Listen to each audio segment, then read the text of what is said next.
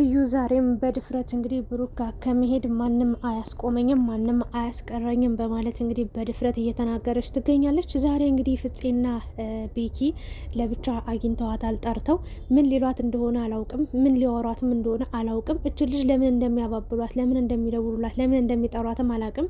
ብሩክ ከኔ ውጪ ማንንም ሰው እንዳታገኙ ወይም ደግሞ ከእዩ ጋር እንዳትገናኙ ብሎ ነበር። ነገር ግን ትናንትና ማገኟት ዛሬም ከትናንት በፊት ነው እንጂ ያስጠላል። ብቻ እውነት ለመናገር ማለት ነው ምንም ከእሷ ጋር በዚህ ልክ መጨቅ ማነች ሲጀመር እሷ ማለት ነው እንዴ? እየተናገረች እኮ ነው።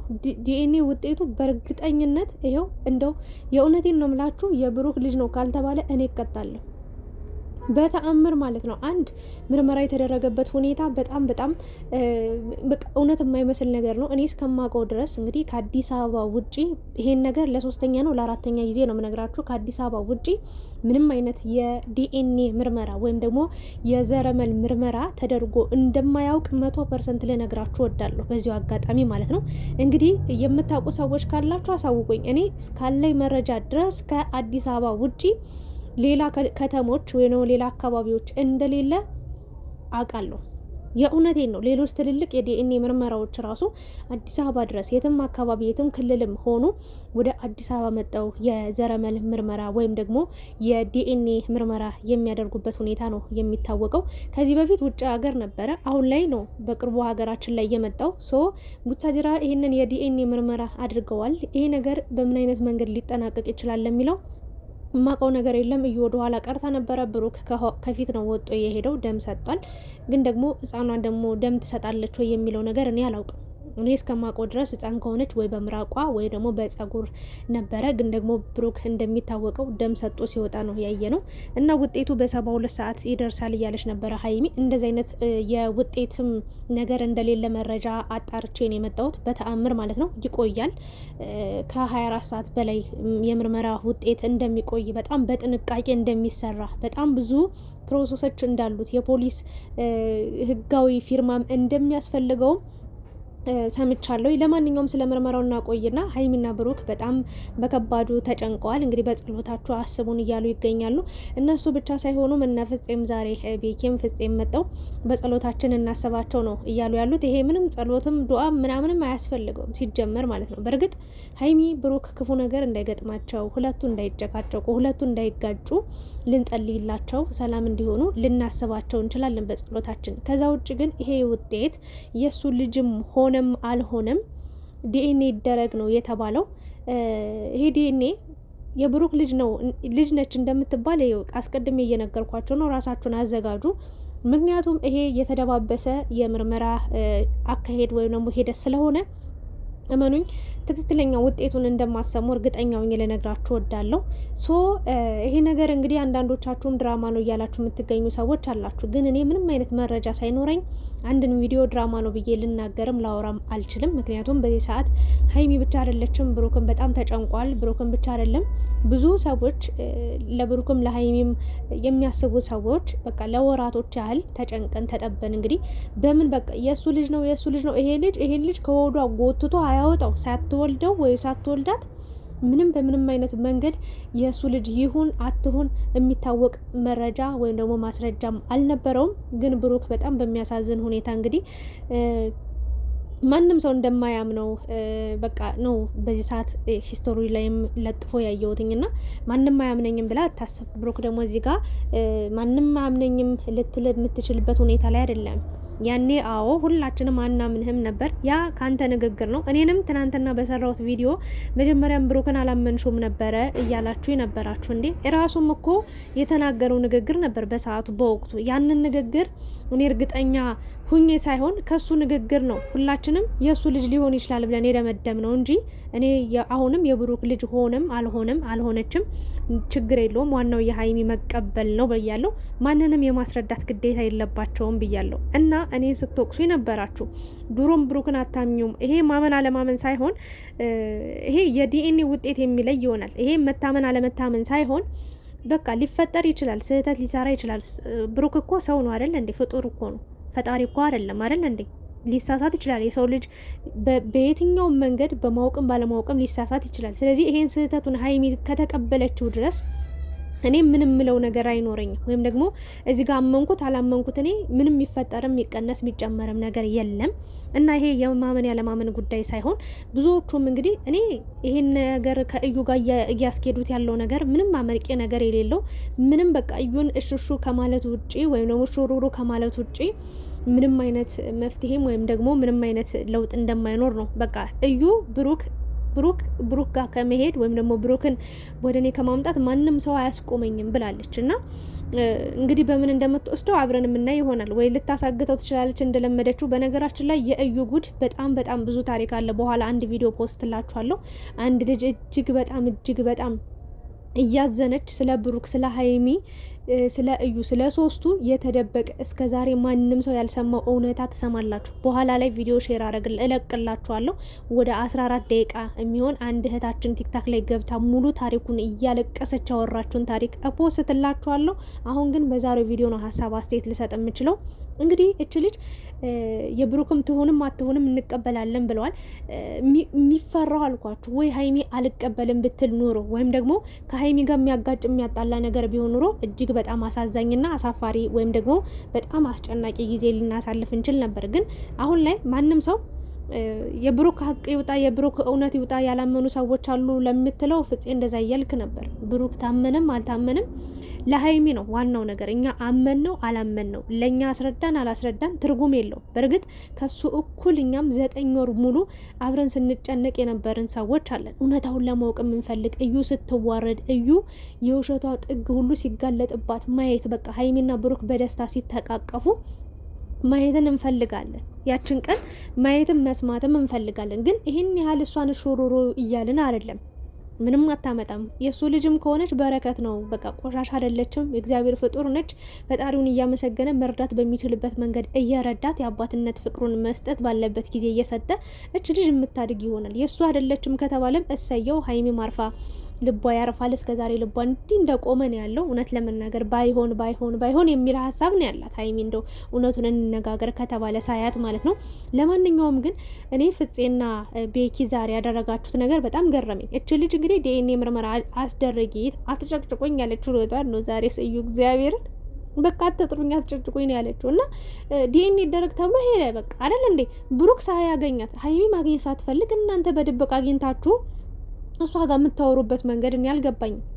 እንደ ሀገር እኮ እኛም ተቃጥለናል አይደል እንዴ? ሀሳቧ ብሩክን በእጇ ማስገባት፣ ብሩክን መውሰድ፣ ከብሩክ ጋር መሆን ነው እናውቃለን። ይሄ አናዶን ተናደን ጭሰን እና ይህን ነገር ዝም ብለን ዲኤንኤ እስኪመጣ አርፈን መቀመጥ መጠበቅ ስትችሉ ለምንድን ነው እች ልጅ እየጠራችሁ በዚህ ወጥቶ በዚህ ገብቶ በዚህ ወርዶ የምትሏት? ምንድን ነው የምታባብሏት ሲጀመር ማለት ነው? እና ሁለታችሁም በጣም ጥፋተኛ እንደሆናችሁ ነው እየተረዱ ያለሁት። እና ሀይሚን በጸሎታችሁ አስቡኝ እያለች ነበረ።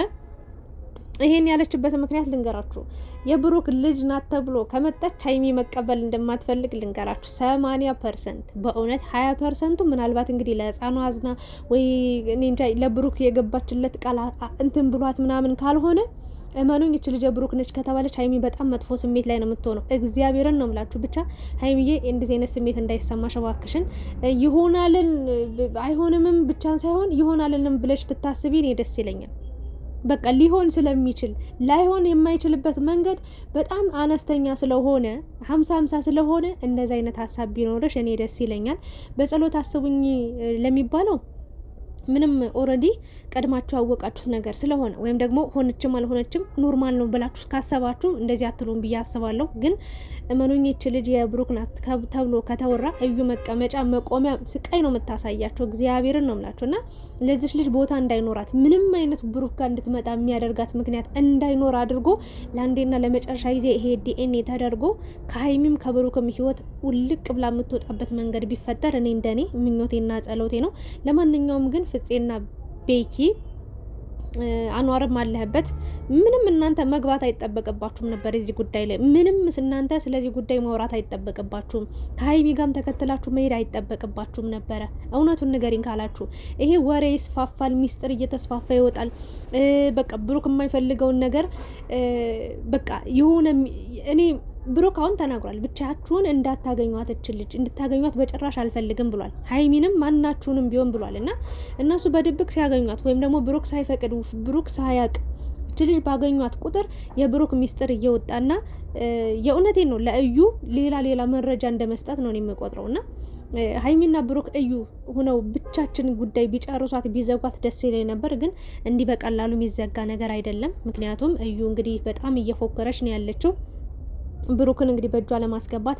ይሄ ዲኤንኤ ውጤት ሆነችም አልሆነችም ግን ትቀጥላለች፣ እመኑኝ ትቀጥላለች። ብሩክን በእጇ ለማስገባት በዛም በዚህም ብላ አዲስ አበባ ድረስ ተከተላቸው ካልመጣች ምን አለች በሉኝ። እና ሀይሚም እንግዲህ እኔ ብርታቱን ይስጥሽ ነው የምልሽ። ምክንያቱም አንዳንዴ ነቀርሳ የሆኑ ሰዎች አሉ። በእኔ ህይወት ላይም የገጠመኝ ነገር ስላለ ምንም በህይወታችሁ ላይ ነቀርሳ የሆኑ በሄዳችሁበት በሙሉ የሚከተሏችሁ በእውነት ነው የምላችሁ እናንተን ከምትወዱት ሰው ጋር ለመለያየት ከእናንተን ከምትወዱት ሰው ለማራረቅ የማይፈነቅሉት ድንጋይ የማይወጡት ተራራ የለምና ሀይሚ ያለሽበት ጭንቀት፣ ብሩክ ያለህበት ጭንቀት እጅግ በጣም ይገባኛል፣ እረዳለሁ። ግን ምንም ነገር ስለተሳሰሩ በጥንቃቄ መረዳት ነገራቶችን ማየት በቃ ይሄንን ነገር እንድታደርጉ ነው የምለው። ብሩክም እንግዲህ 100% የኔ አይደለችም እያልክ ነው፣ ግን ደግሞ የኔ ልትሆን ትችላለች የሚል ደግሞ እንደ ሀይሚ 50-50 ባትሆንም ብቻ 10% 20% ልትሆን ትችላለች ብለን ማሰብ መቻል አለብን። ምክንያቱም ማለት ነው አንዳንዴ አይሆንም ብለን ያሰብነው ነገር ሲሆን ልባችን ሊደማ ይቆስላል፣ ልንሰበር እንችላለን። ይሆናል ብለን ያሰብነው ነገር ደግሞ ሳይሆን ሲቀር ይህም እንደዛው ከባድ ነው እና 50-50 መሆኑ ሊሆንም ላይሆንም ይችላል ብሎ ማሰቡ የተሻለ ነገር ነው ብዬ አስባለሁኝ። ሀይሚዬ በዚህ ልክ መጨነቅም መጠበብም የለብሽም። ብሩክ ደግሞ ማንም አልተረዳኝም ለምትለው እንኳን ሀይሚ እኛም ተረድተናል፣ እውነት ለመናገር ማለት ነው። ያለህበት ጭንቀት ይገባናል፣ ያለህበት ስሜት ይገባናል።